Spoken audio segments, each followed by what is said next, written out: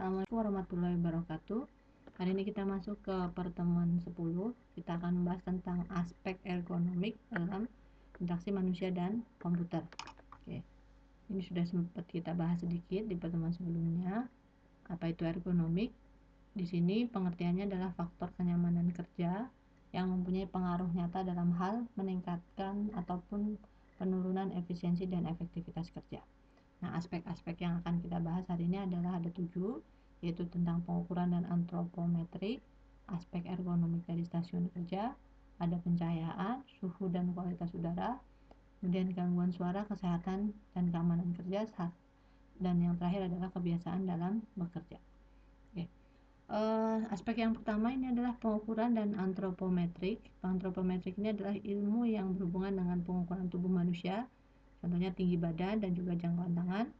Tujuan dari mempelajari ini adalah memperoleh keseimbangan antara teori yang diperoleh dari sejumlah acuan dan suasana kerja yang sebenarnya, sehingga kenyamanan kerja bisa dicapai dan pada gilirannya akan meningkatkan efisiensi kerja.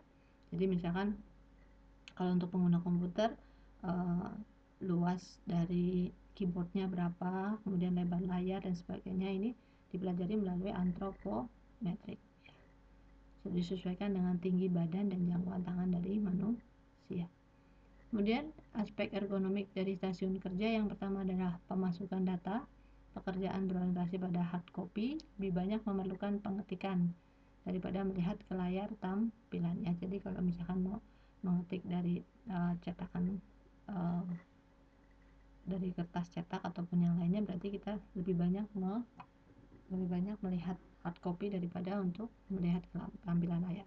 Kemudian operator juga membutuhkan kursi yang baik dan dapat diatur, papan ketik yang bisa diatur, posisi dokumen yang tepat, dan juga kualitas dokumen sumber yang baik, ya. Ini untuk kenyamanan dalam di stasiun kerja. Kemudian ada juga akuisisi data dan pengolahan kata, pekerjaan yang lebih banyak menatap layar tampilan, ya. Ini biasanya jarang sekali menggunakan hard copy.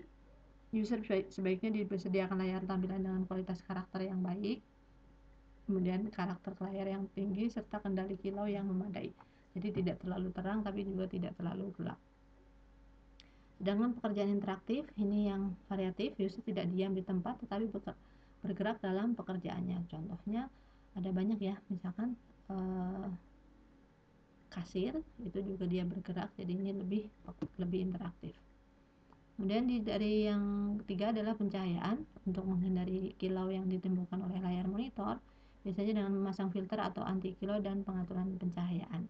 Zaman dulu di setiap komputer itu kita bisa menambahkan filter tambahan berupa seperti mica, itu untuk mengurangi kilau dari cahaya monitor. Tujuan utama dari perancangan pencahayaan mengenai peletakan layar monitor adalah menghindari user dari cahaya terang langsung ataupun pantulannya, dan menghindari adanya kecerahan pada bagian depan user yang berlebihan dibandingkan kecerahan layar monitor. Dan juga memberikan keyakinan bahwa adanya pencahayaan cukup untuk pekerjaan yang tidak menggunakan layar monitor, misalkan untuk menulis dan yang lainnya.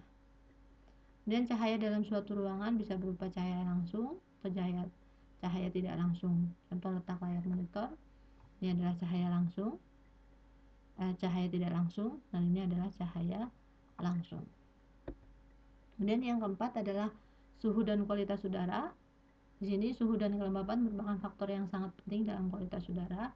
Suhu udara yang panas bisa membuat berkurangnya konsentrasi kerja. Di sini diperlukan pemasangan pengontrol udara, misalkan air conditioner, ya. Letak pengontrol udara harus diatur agar tidak langsung mengenai user. Biasanya kalau ruangan pekerja yang menggunakan komputer biasanya menggunakan air conditioner agar tidak mudah berdebu juga komputernya dan perangkatnya akan lebih awet. Kemudian yang kelima adalah gangguan suara. Manusia sebenarnya sangat sensitif terhadap perubahan suara yang kecil. Manusia juga seringkali tidak sadar dengan adanya suatu suara yang tetap, asalkan suara tersebut tidak berlebihan, ya, misalkan sebagai kebiasaan. Kemudian kepekaan masing-masing orang terhadap gangguan suaranya tidak sama, tapi orang cenderung tidak menyukai ada suara yang selalu mengalami perubahan keras dan tinggi rendah secara tidak beraturan. Jadi misalkan tidak teratur, tiba-tiba keras, tiba-tiba rendah, kemudian keras lagi, perubahannya tidak slow, tapi dia melonjak dengan tajam lalu menurunnya juga dengan tajam. Ini biasanya tidak disukai oleh manusia. Nah, ini berguna juga untuk perancang-perancang misalkan animasi dan sebagainya, perlu memahami ini agar ketika menambahkan suara-suara di animasinya itu tetap nyaman diterima oleh penggunanya. Kemudian aspek yang keenam adalah kesehatan dan kenyamanan kerja. Keamanan dan kenyamanan kerja bisa dipengaruhi oleh kondisi umum kesehatan seorang. Rutinitas pekerjaan juga bisa menyebabkan penurunan kondisi kesehatan. Contoh, pekerjaan seorang sekretaris harus duduk lama, ya, pengecekan dokumen dan lain-lainnya biasanya mengalami kelelahan otot dan persendian. Dan yang ketujuh, kebiasaan dalam bekerja. Ini agar seseorang selalu merasa nyaman dalam bekerja, sebaiknya membiasakan diri untuk bekerja dalam keadaan sesantai mungkin, mengubah posisi duduk secara periodik, berdiri dan mengambil beberapa menit untuk memberikan ketegangan otot, mengusahakan untuk tidak mengetik dalam jangka waktu yang lama, bisa diselingi istirahat, lalu mengambil istirahat secara periodik. Oke, itu tadi adalah 7 faktor dalam faktor ergonomi yang kita pelajari. Ibu ada tambahan sedikit di sini. Ibu sampaikan bahwa ergonomi berasal dari kata Yunani, ya, yang artinya ergos, nomos yang berarti aturan. Ini aturan atau norma yang terdapat dalam sistem kerja. Ini diperlukan karena setiap aktivitas atau pekerjaan tidak dilakukan secara ekonomi, maka akan mengakibatkan usernya atau pelakunya tidak nyaman. Biayanya otomatis lebih tinggi, kecelakaan kerja juga bisa meningkat, ya. Nah, otomatis performasi kerja juga menurun dan menyebabkan penurunan efisiensi daya kerja. Di kantor-kantor, keluhan yang sering muncul ketika tidak diterapkan ekonomi dengan baik adalah sakit kepala, mata kering, nyeri leher, otot bahu, kemudian semutan, sakit punggung dan punggung bawah, sakit pinggang dan punggung bawah. Nah, ini contohnya gangguan-gangguannya, ya, merasa lelah, letih, ya, kemudian gangguan pada tangan. Ini biasanya titik-titik yang dialami ketika menggunakan komputer tapi tidak memikirkan faktor ergonomi atau kenyamanannya. Posisi yang benar seperti ini.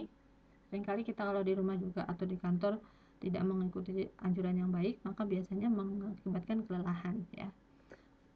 Jarak pandang yang bagus, kemudian tangannya juga sikunya seperti ini lurus, kemudian punggungnya juga lurus. Ini akan mengakibatkan kita lebih nyaman dalam menggunakan komputer. Jadi jangan menggunakan laptop atau komputer sambil rebahan, itu apalagi itu akan jelas-jelas tidak mengindahkan apa yang namanya faktor ergonomi. Nah, posisi ergonomi dalam menggunakan keyboard yang benar adalah seperti ini, tangannya tidak lurus, ya, bukan menyamping ataupun seperti ini. Nah, ini akan mengakibatkan kelelahan juga di tangan.